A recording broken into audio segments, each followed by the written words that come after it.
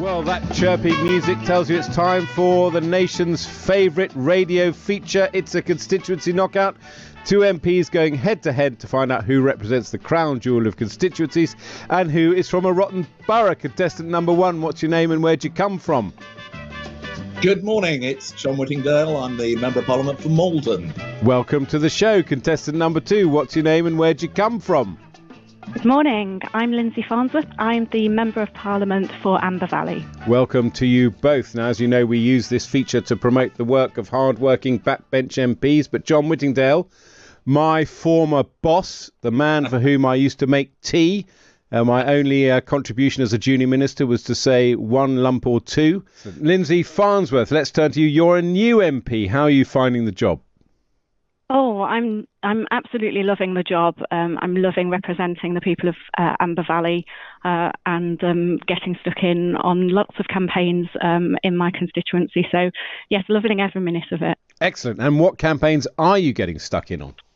So I've got a couple of campaigns at the moment, one sad, one happy. My sad campaign is, sadly, Denby Pottery in my constituency has gone into administration. It's been making tableware in Amber Valley since 1809. So I'd ask your listeners to all sign the petition to Parliament to help save it. Yeah, it's a big national story. And in fact, our regular columnist, Alice Denby, bangs on about it all the time.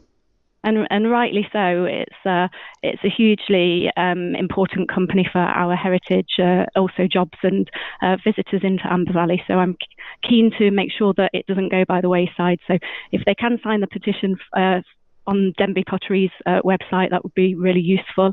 And then my happy campaign is that I'm really delighted that my three towns in my constituency, Alfreton, Heanor and Ripley, have submitted a joint application for the UK Town of Culture competition based on the three R's, Royals, Rebels and Revolutionaries, of which you'll hear more about in my facts today. I think I will. Fantastic. Of course, John Whittingdale used to oversee the UK Capital of Culture. John, you were the first off, so give us your first fact about Maldon. I think the first thing I'd highlight, because it happened very recently, in fact it happened last Sunday, is the world famous Maldon Mud Race. Maldon is on the head of the Blackwater Estuary. It's a long tradition, but for quite a long time now, we've had a race once a year, which attracts international attention. Hundreds of people come, and they have to race from one side of the estuary to the other and back again with the tide out. And it's a lot harder than it sounds. You end up with some people not even getting across at all. Has anyone died? I don't think anybody's died. People have had to be winched out of the mud because they've only got a certain distance and have been unable to get any further. And certainly I've been asked many times to take part, and I took one look at it and said, no, thank you very much. I stick to the bank and cheer people on. Lindsay, can you possibly beat the Maldon Mud Race? Oh, well, let's hope so. So Amber Valley, and more specifically Wingfield Manor, is thought to house the first flushing toilet, often dated to around 1596. The scheduled monument that was Mary Queen of Scots Jail on 3 separate occasions featured a cistern at the top of a tower that would wash waste from a communal latrine down a chute, with evidence showing a sophisticated yet rarely replicated early plumbing system.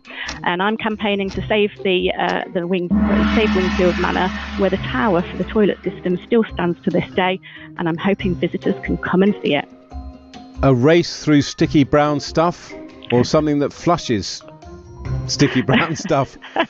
I think you've won it, Lindsay. I've got to say, Yay! The first flushing loo. I mean, John, I love the mud race, but the first flushing loo is an amazing adornment to any constituency. Lindsay, you're 1-0 up. John Whittingdale, can you come back and make it level pegging?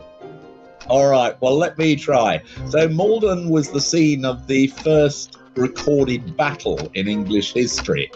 It was described in a medieval poem, The Battle of Maldon, and it was when the marauding Vikings arrived to fight the Saxons and to take the payment. And unfortunately, we managed to sort of beat them off, but in the meantime, they cut off the head of the leader of the Saxons who's called Britnoff. And we still have a statue of Britnoff looking out across the estuary to ward off these terrible invaders from Norway. I love it. I love it. The first ever battle recorded on English soil. Lindsay, can you possibly beat that? Oh, well, John might have the first ever battle, but Amber Valley is home to the last attempt at armed revolution in England. So around 300 to 400 men on a rain-soaked night of the 9th of June 1817 set out from Pentridge, driven by extreme poverty and the hope for a fairer voice in Parliament. Armed with pikes, scythes and a few guns, they didn't realise that their group had been infiltrated by a government spy. And so though the uprising was crushed and the leaders were subsequently executed, their courage remains a powerful symbol of our community's long-standing fight for justice and democracy. Wow, and the anniversary is next month, but I'm going to give that fact to John Whittingdale, the first ever recorded battle. We might have some pedants texting in, Lindsay, saying that the last uprising was the Peterloo Massacre of 1819. Of course, it wasn't an uprising, it was a demonstration that was cruelly put down. But I'm going to give that just by nose to John Whittingdale for the first ever recorded battle on soil. But in fact, is the revolt recorded in the Amber Valley constituency, Lindsay?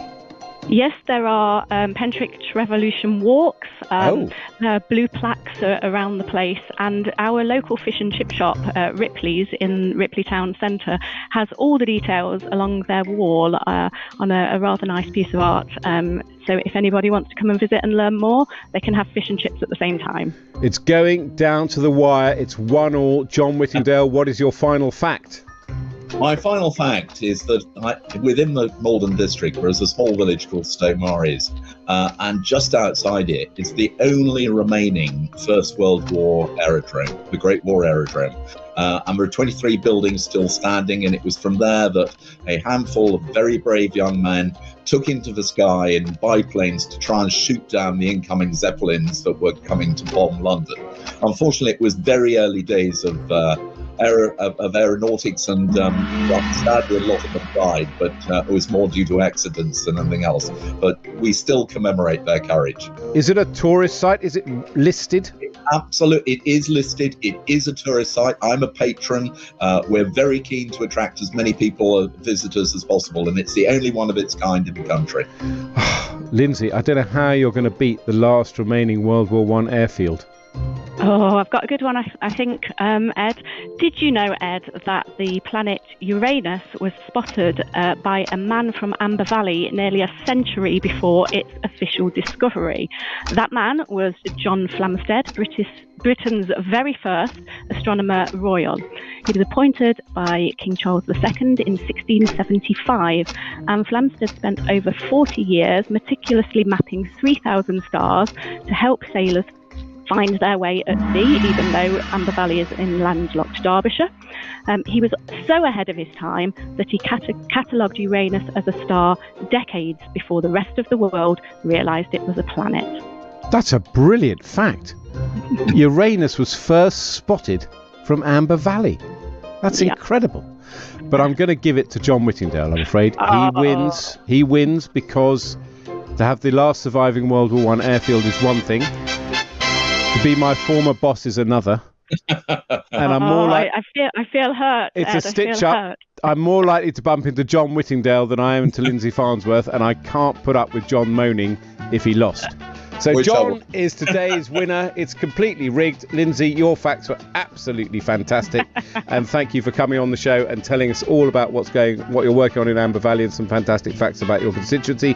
Lindsay Farnsworth, the Labour MP for Amber Valley, and Sir John Whittingdale, the Conservative MP for Malden. Thank you both for being such excellent contestants on the nation's favourite radio feature. It's a constituency knockout.